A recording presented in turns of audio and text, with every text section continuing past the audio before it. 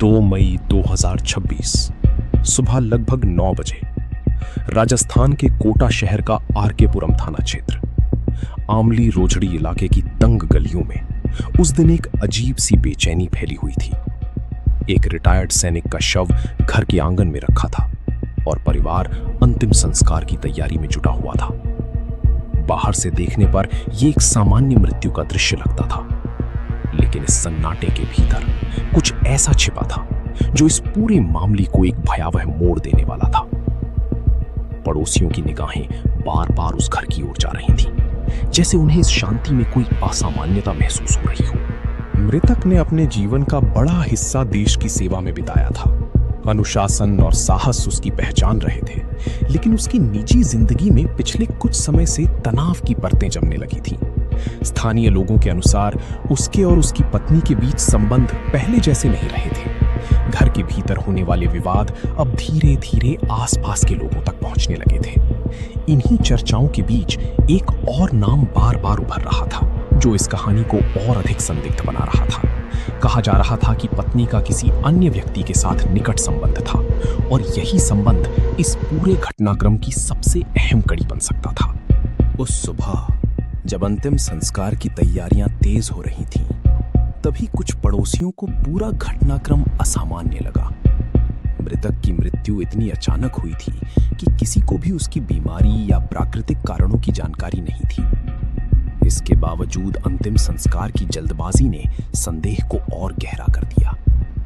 धीरे धीरे ये संदेह इतना बढ़ गया कि पड़ोसियों ने हस्तक्षेप करने का निर्णय लिया।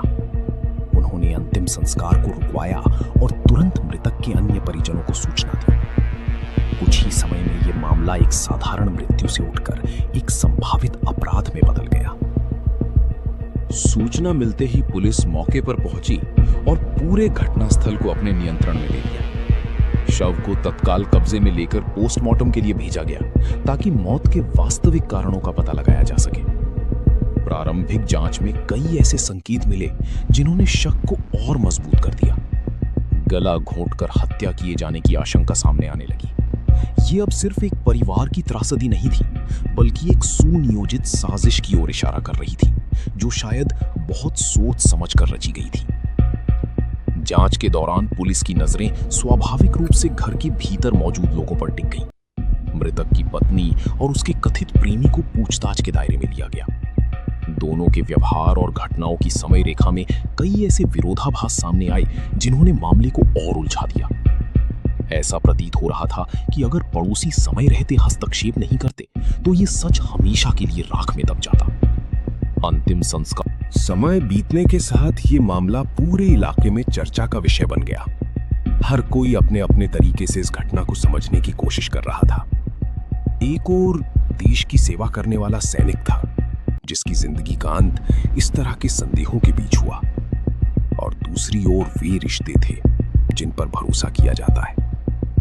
ये कहानी सिर्फ एक हत्या की नहीं, बल्कि उस विश्वास के टूटने की भी है जो किसी भी परिवार की नींव होता है।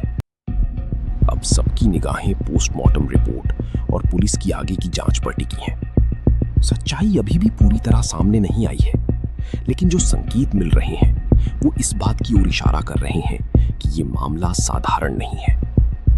आमली रोजड़ी की उन गलियों में आज भी वही घर खामोश खड़ा है, लेकिन उस खामोशी के भीतर एक सवाल गूंज रहा है। क्या ये एक अचानक हुई मौत थी, या फिर एक ऐसा अपराध जिसे आखिरी पल तक छिपाने की कोशिश की गई? पोस्टमार्टम रिपोर्ट आने में कुछ दिन लगे, लेकिन उन दिनों में ही पूरा माहौल बदल चुका था। आरकेपुरम थाना क्षेत्र अब सिर्फ एक इलाका नहीं, बल्कि एक रहस्य का केंद्र बन गया था। पुलिस की गतिविधियां तेज हो गई थीं और हर दिन नए नए तथ्य सामने आ रहे थे। जब रिपोर्ट आखिरकार सामने आई तो उसने उस शक को और गहरा कर दिया, जो पहले सिर्फ फुसफुसाहटों में था। रिपोर्ट में स्पष्ट संकेत मिले कि मौत प्राकृतिक नहीं थी, बल्कि शरीर पर ऐसे निशान पाए गए जो बाहरी दबाव की ओर इशारा कर रहे थे। इस खुलासे के बाद जांच का दायरा और बढ़ा दिया गया। पुलिस ने मृतक के घर से कई ऐसे सबूत जुटाए जिनमें समय रेखा की कुछ ऐसे हिस्से थे जो मेल नहीं खा रहे थे। घटनास्थल पर मौजूद चीजों की स्थिति और गवाहों की बयानों के बीच विरोधाभास साफ दिखाई देने लगा। धीरे धीरे ये स्पष्ट होता गया कि उस रात कुछ ऐसा हुआ था जिसे छिपाने की का दायरा और सख्त किया गया। मृतक की पत्नी और उसके कथित परिचित से लगातार अलग अलग समय पर सवाल किए गए। उनके जवाबों में छोटी छोटी अंतर सामने आने लगे, जो धीरे धीरे एक बड़ी कहानी का संकेत दे रहे थे। पुलिस के लिए ये अब सिर्फ एक घटना नहीं, बल्कि एक पूरी योजना की परतें खोलने जैसा हो गया था। कुछ दिनों बाद तकनीकी जांच भी इस मामले में शामिल की गई। कॉल रिकॉर्ड, लोकेशन डेटा और आसपास लगे कैमरों की फुटेज खंगाली गई। इन सब के बीच कुछ ऐसे सुराग मिले जिन्होंने घटनाओं की दिशा को और स्पष्ट कर दिया। ये सामने आया कि घटना से पहले और बाद के समय में कुछ गतिविधियां असामान्य थीं, जो सामान्य व्यवहार से बिल्कुल अलग थीं। जैसे जैसे जांच आगे बढ़ी, वैसे वैसे ये मामला एक साधारण घरेलू विवाद से निकलकर एक संभावित साजिश की ओर बढ़ता दिखने लगा। हालांकि पुलिस ने आधिकारिक रूप से किसी निष्कर्ष की घोषणा नहीं की थी, लेकिन परिस्थितिजन्य साक्ष्य लगातार एक ही दिशा में इशारा कर रहे थे। आमली रोजड़ी की गलियों में अब सिर्फ खामोशी नहीं थी, बल्कि एक अनकहा डर भी था। लोग धीरे धीरे इस बात को समझने लगे थे कि कभी-कभी सबसे खतरनाक कहानियां वही होती हैं जो घर की चार दीवारों के भीतर जन्म लेती हैं।